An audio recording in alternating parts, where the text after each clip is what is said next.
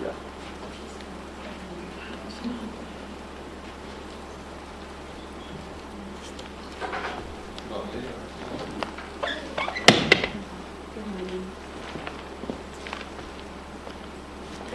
Okay, should we start? Yeah. Yeah.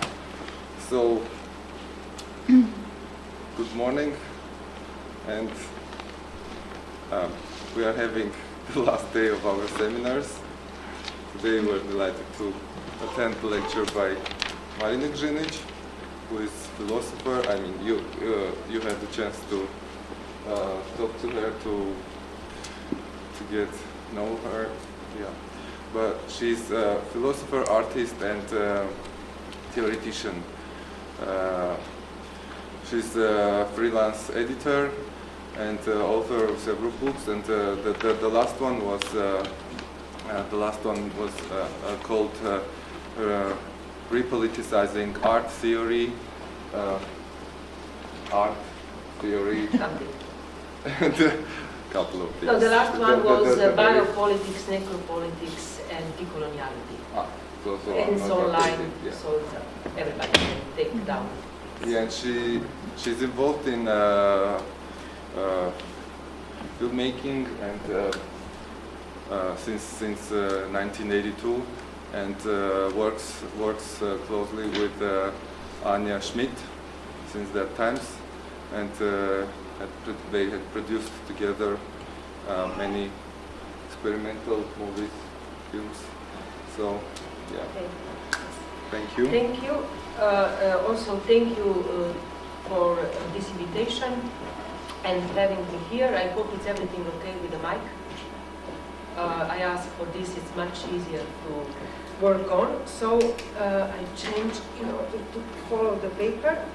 So how I structured today the presentation. It's actually connected with the title, and the title is Curating as Activity for a Political Transformation. I entered this field, let's say a discipline of curating from a theoretical point of view. That means I will try in a certain way to give some possible options what this political transformation means, but also I will try to contextualize this curating in a wider framework. I will have for this, let's say, third part of this presentation, I will have a diagram, and when it will be the time, it's a diagram pretty developed because it's coming out from a process of many lectures and interventions that then the diagram is actually getting the format. That means is following a certain changes in the European context. So why I said curating as activity for a political transformation? Because actually I decided to question a diagram, or to question a paradigm that was proposed to me, and this was to think about curating as a social practice. So social curating. This social curating was given to me in the last months by a group of curators based in Switzerland and also in other countries of Europe, and they made a proposal, let's talk about social curating. In the moment looking to this performativity of the paradigm that was proposed, when it said, let's talk about social curating, for me this was interesting because it was not just a question of being, so to say, to go into and try to develop social curating, but actually, as I said, to ask the question, what is the moment when a curating declares its function as being social? That means it's already a paradigmatic situation that we have to deal with. So, as an answer, coming from an analysis that I will try to put forward, I said, if this a case, I will actually contrast and put through this analysis that I made, and give an answer to social curating, and this will be to attack social curating with the demand for a political transformations. I state that we have actually to address, so to say, this demand for social curating conditions of appearance, in a way with asking how and why it emerges at specific conjuncture of our time, and consequently, how is to then conceptualize this specific conjuncture of our time. So it's 2 points. How the time actually, what kind of time we are that is possible to say that curating is a social. I made also this kind of proposal for political transformation because I depart from a point of a diagnosis of curating within global capitalism and what is the status of the institution of contemporary art. And talking about the institution of contemporary art means not only just making or thinking about art production, but precisely about the status of theory, criticism, curating, and all the other elements that are constituting this institution. So it's a certain regime, a regime of thinking, producing, interpreting, speaking, behaving, coming together. And one of the most evident elements of this institutional framework of what means the institution of contemporary art in global capitalism is actually what we can term an over-privatization of the institution of contemporary art today. And this is possible to think in a double way. So it's not only that museums and other public institutions are more and more privatized. So that means they are not only just changing owners, but they are changing also the source of money, from where these once public institutions departs when envisioning their future lives. To this follows something that is coming to our mind, to our eyes very deeply, and this is the incommensurate commercialization of all the big curatorial projects that we are witnessing in the last decades, from Documentas and Biennales. And these projects are working hand in hand with the formation of a monopolized curatorial groups and quasi-elite bodies of control and management of the practice and theory of curating. So already it's a proposal that this discipline has to be seen divided into two. It's already a theory, a certain theory. We have to decide, and we will maybe. And it's a practice of curating.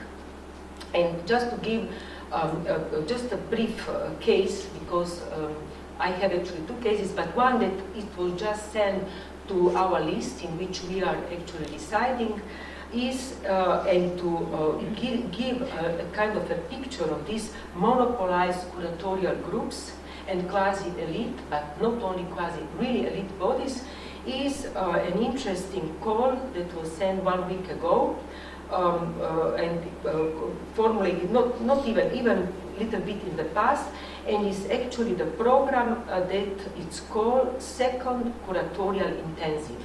And this curatorial intensive is developed by an organization based in New York. It's called Independent Curators International, and they are actually proposing a project that will take part as part of their way of working in Bogota, in Colombia. So it's interesting to think here about 2 things. First is actually to see what is the open call. And if I just give some sentences for this open call, it's actually not so far from what we are doing here. The open calls are very similar. They are saying to be part of this curatorial intensive in Bogota, Colombia. What they will do, this organization that has many sub-organizations, is we will examine the developments of the curatorial field and the changing role of the curator. This is what we are actually asking and doing, while exploring strategies and methodologies to develop programs and institutions. Collection building, connection building, regional and international research, and logistics of managing projects. How to get money, how to come together, and so on. So the initial point is not so far from what actually is more or less proposed on a different level by all or many of these curatorial schools coming together and so on. But what is different is precisely to think about this body that is, let's say, sent to Bogota, to Colombia, because the way how they select or they actually propose the project is that they want to open a certain process or a certain terrain only for a smaller group of people, and they said we are targeting self-motivated individuals. Those who were actually have a benefit of this intensive, this is why it's called curatorial intensive workshops, and after having the possibility and opportunities of networking, they will actually in one way be part of this network, of this discipline, and so on. But what is interesting is to think about this team. The team that is sent there in Bogota, Colombia, it's actually a group of names that are all coming from the most, let's say, monopolized institutional frameworks. They are directors of different huge collections, like Patricia Phelps, the Cisneros in New York, from European museums, like Charles Esche from the Abbe Museum in Eindhoven, and also somebody who is already listed to be the curator of the next Biennale in Sao Paulo. It's those who are connected with different centers, like a Garage Center for Contemporary Art in Moscow, Garage, then Chus Martinez, chief curator of the Museum del Barrio in New York, and so on and so on. Mostly those, and also some representative of the Ministry of Culture of Bogota in Colombia. What is also interesting is it's actually kind of a special team that is bringing, because it's no specific topic. The topic is actually just networking. But to be part of this, what is this, how to get these free positions is actually the program fee, and the program fee is around $2,000 US, and all the travels and everything has to be covered by the participants.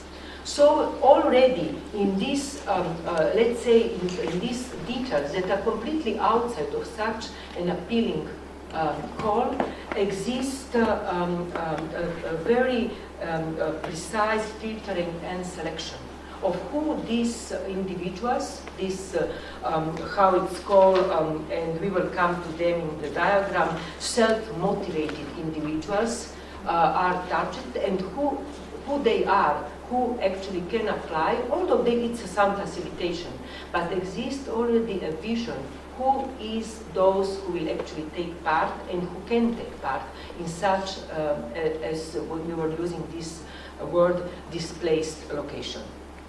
So, coming to having this just as a case, and I think these situations are numerous. Every day, at least 3 such invitations of different scale, because they are differently, so to say, targeting different groups, social groups, class differences, geopolitical bodies are actually coming to our list. And then we have to decide, depending of the place from where we live, what we can get, what kind of possibilities, money, and so on. So, because of this, actually, I am interested in a discipline of curating, definitely, but one that can be politically transformed and transformative in itself. So that has this double role. Without, and this is why it's possible to talk about this political transformation, or to ask this, without submitting itself to a disgusting, what I call metaphysical extremes, like this, or getting stuck in some normativity of curating. So proposing some normative frameworks, what curating, how to be, let's say, moral in the field of curating that seems obviously from this, just this case, but also in a certain line, pretty amoral. But we are not interested in this. We cannot talk about morality of curating.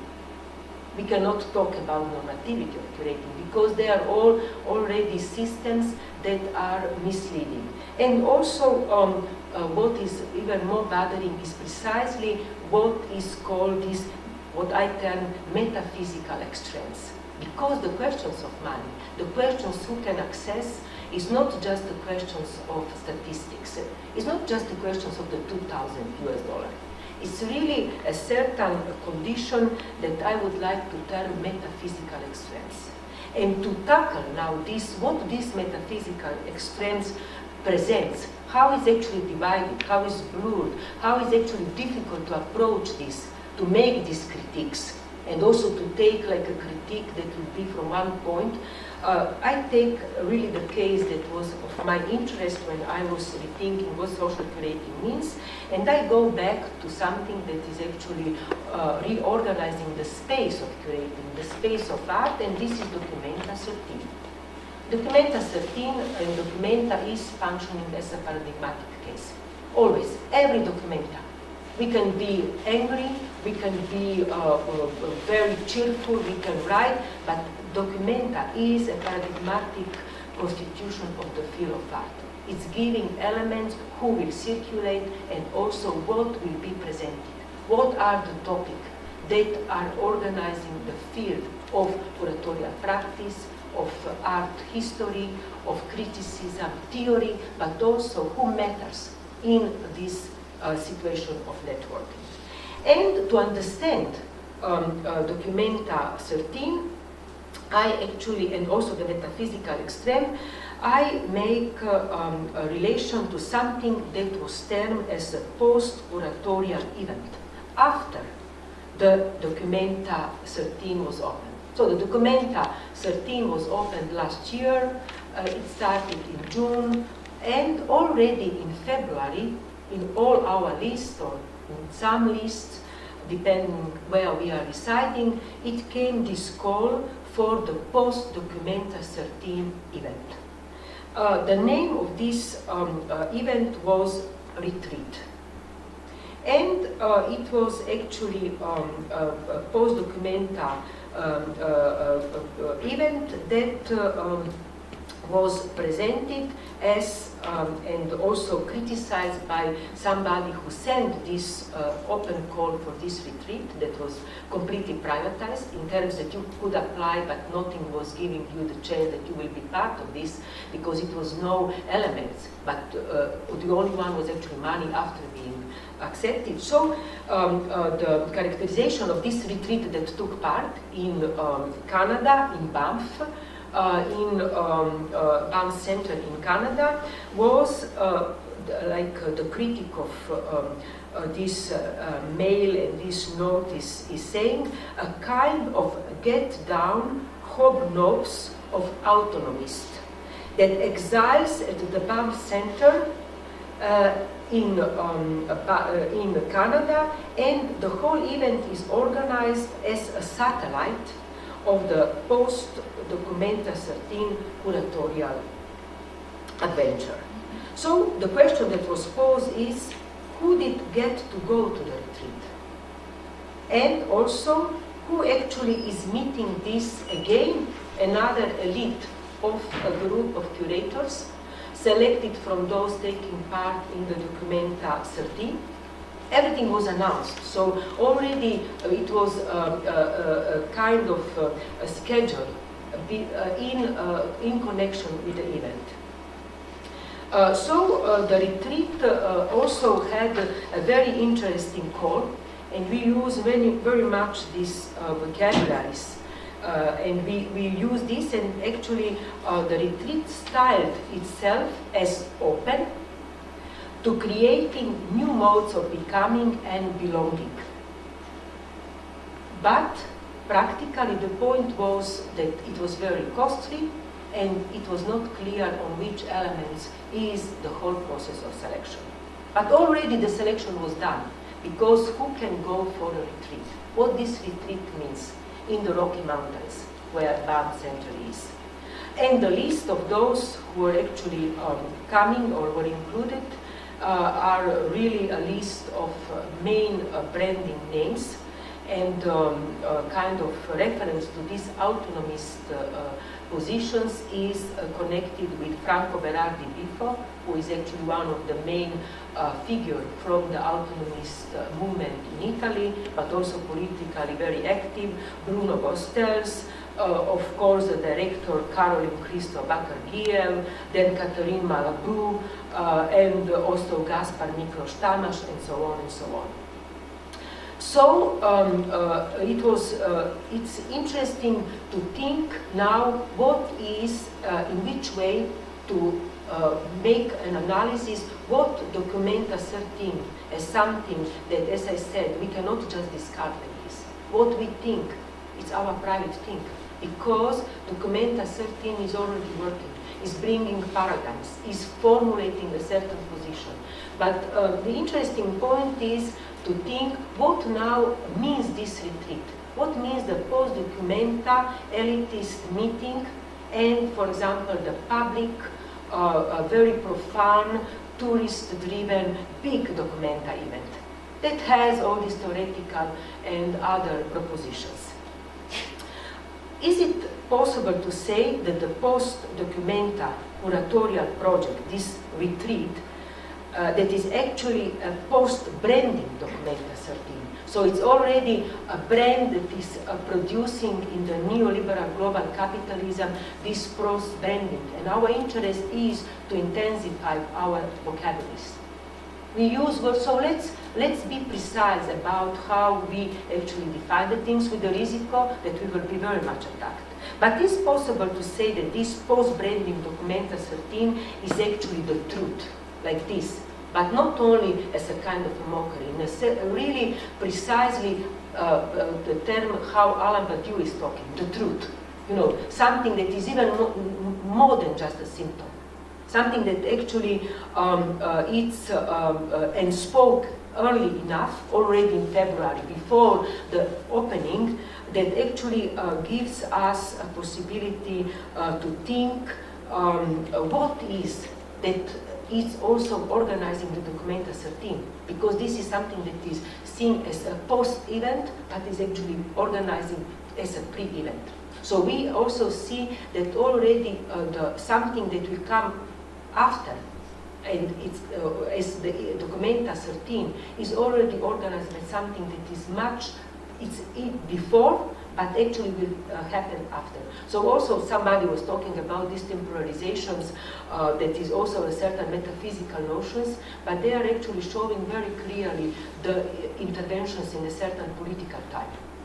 So anyway, can we not say that the retreat of the curatorial theoretical gang, as I call them, that is all white, by the way, but nevertheless, I will say racialized, because each of the member actually has a specific place of influence, and they actually occupy a specific place in the contemporary institution of art and culture.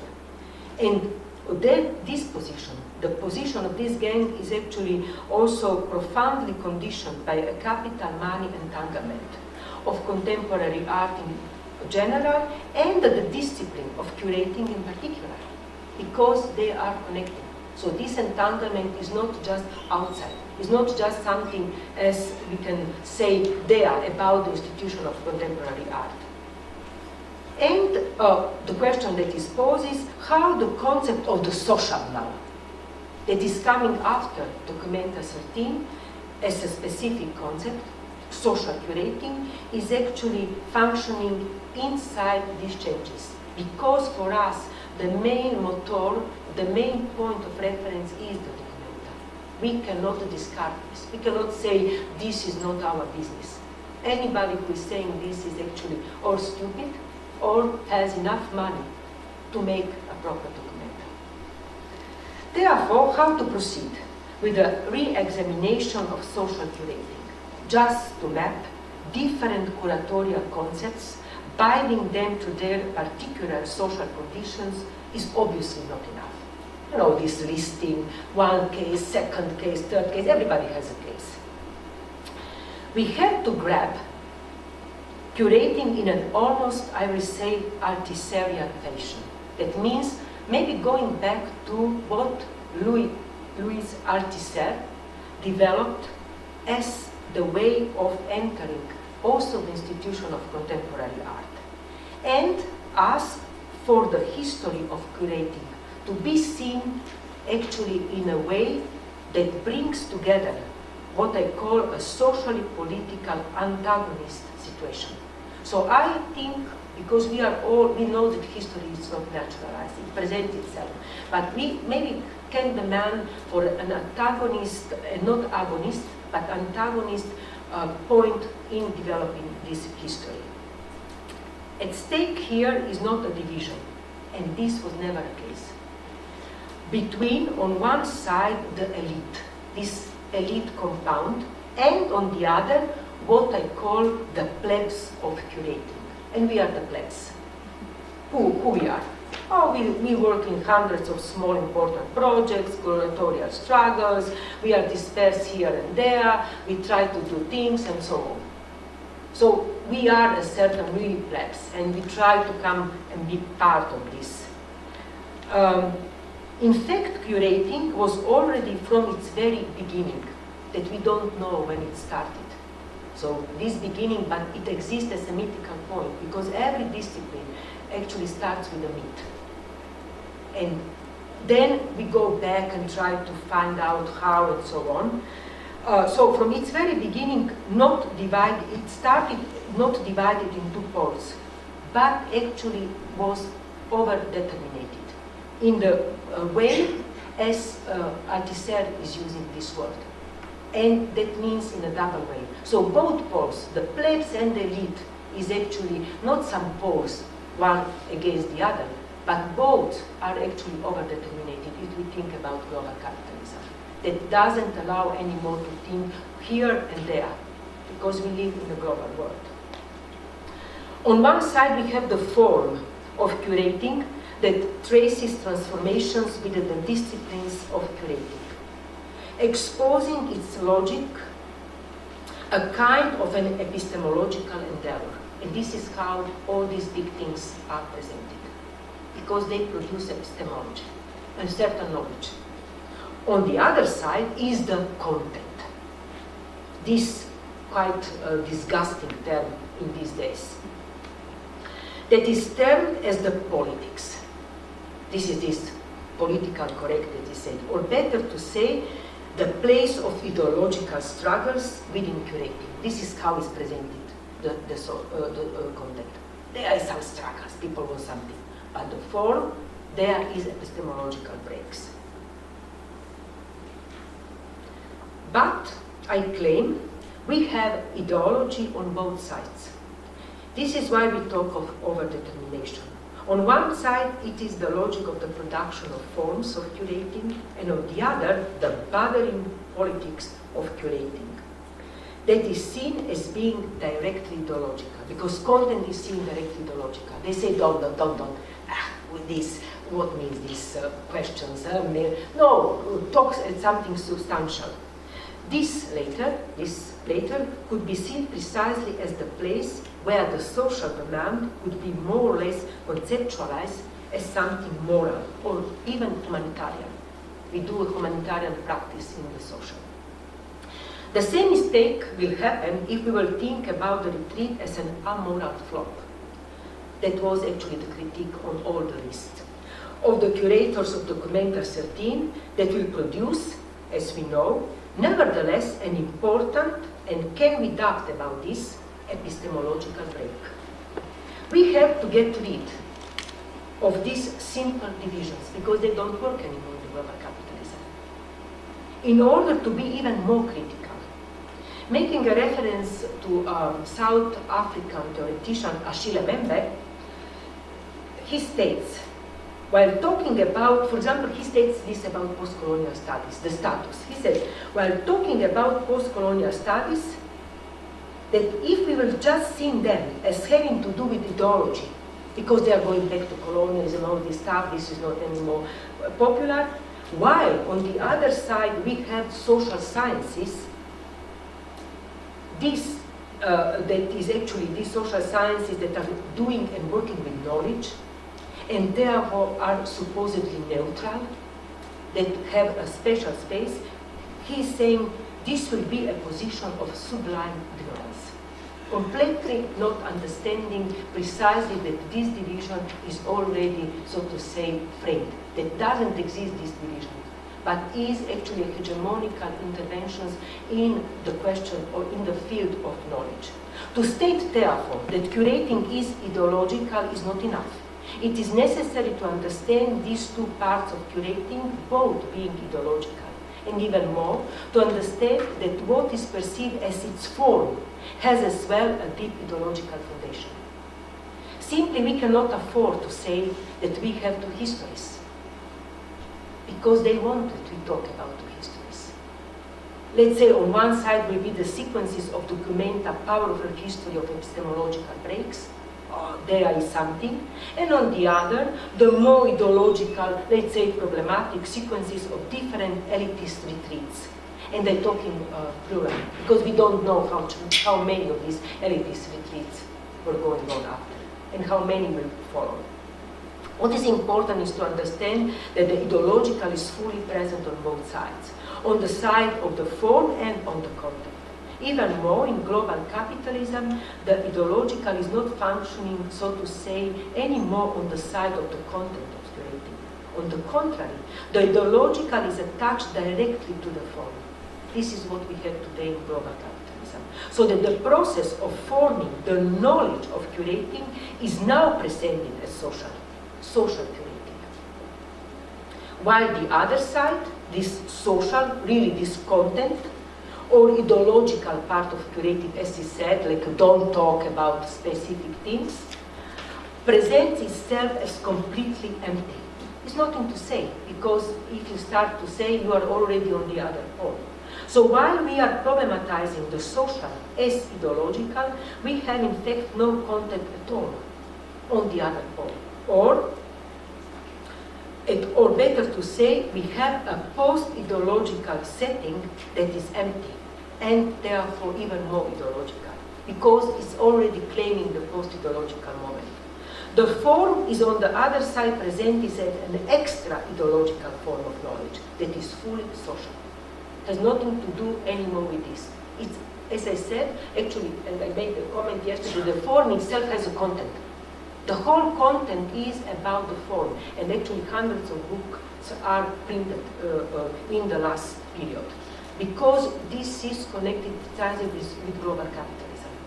Because of this point of global, we don't have the division anymore, but the division is there and is actually covered precisely with this solution, where ideology is completely out of the story. And what means ideology? Precisely this political point, from where you speak, what are actually the power institutional framework that are hidden inside something that is termed that is extra ideological.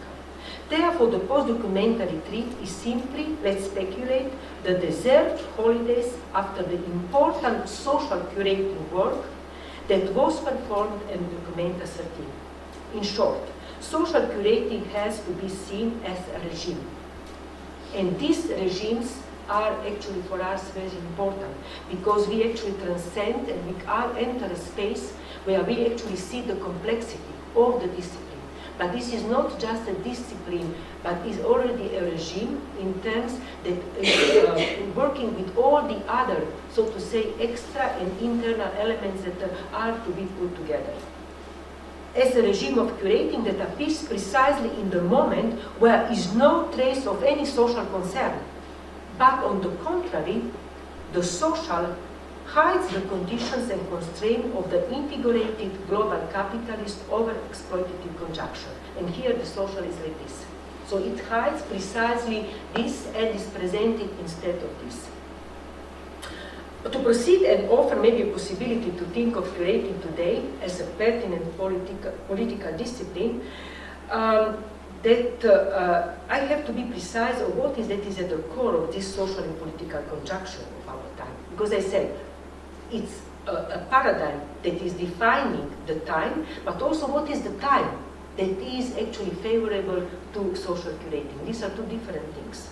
And I claim, making a reference now to Achille Mbembe again, or Sara Ahmed, theoreticians from London, that actually it's possible to say that exists a core question in all these neoliberal global capitalist structures that are put apart.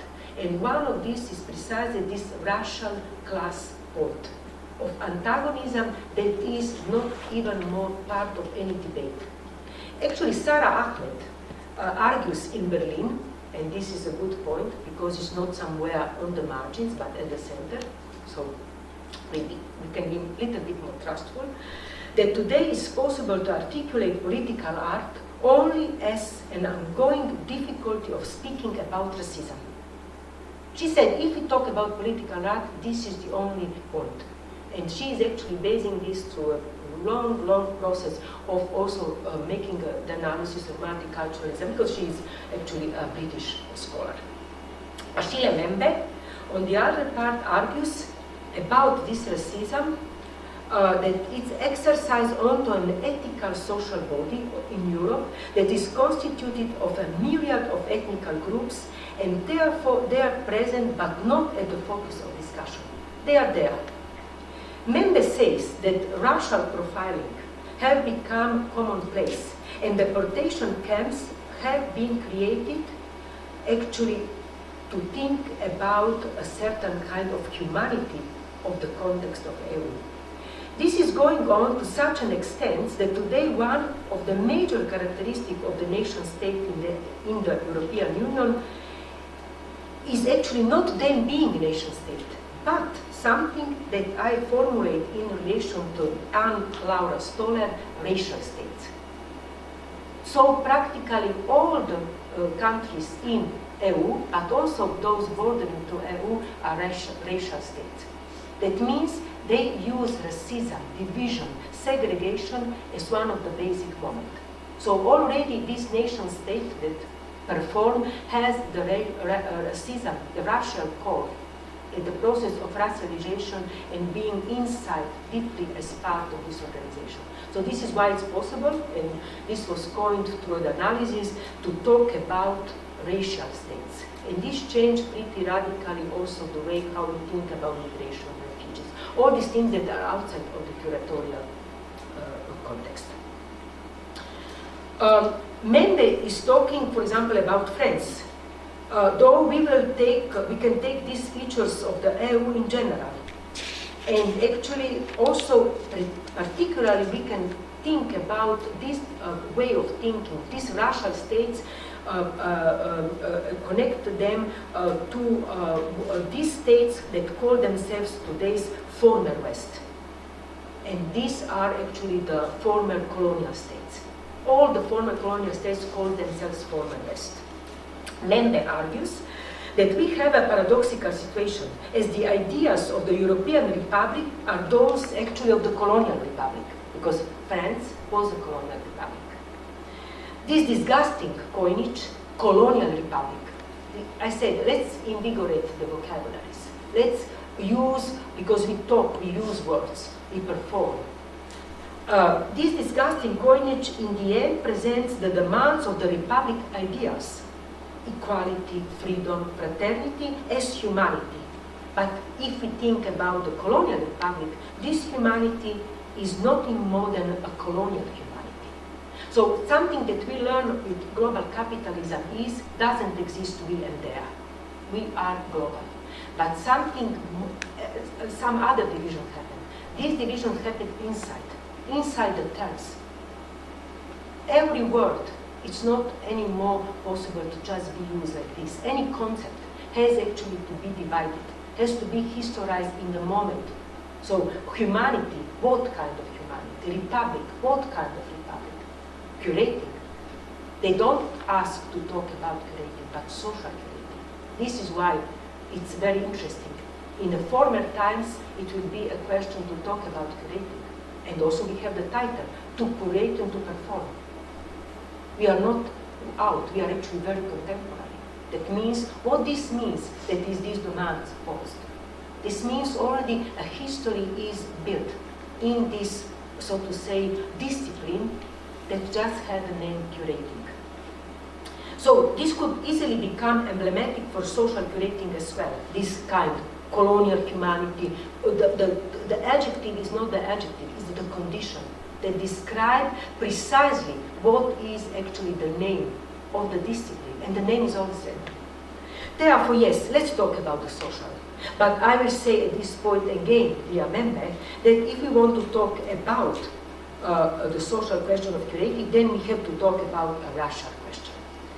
And also to be even more, because that we are not just part of certain kind of adjectives and certain kind of descriptions. Narrations is heavily pressing or as a rhetorical tool. I will say, let's talk about curating as the metrics of curating. And the metrics of curating is very interesting for us. Why? Because this metrics of curating is not just a narrative. And was developed by two curators, actually artists, Efrat Schallen and Janaj Toister. They was producing a special metrics of curating. And the possibility for us is to connect to another metrics and to see how the things are very much connected and they are going on now. And this other possibility is actually to connect the metrics of curating after all this differentiation to the colonial matrix of power.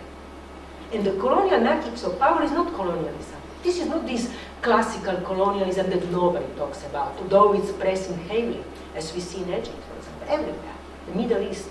But it's something that was coined in the 90s, so it's very recent, by a Peruvian sociologist, Aníbal Quijano.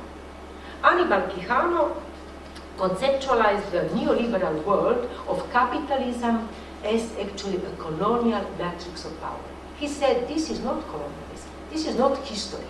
It's actually an entanglement of different hierarchies that works at the axis of the sexual, political, epistemic, economic, linguistic, and racial forms of domination and exploitation, in which we can include our matrix of curating.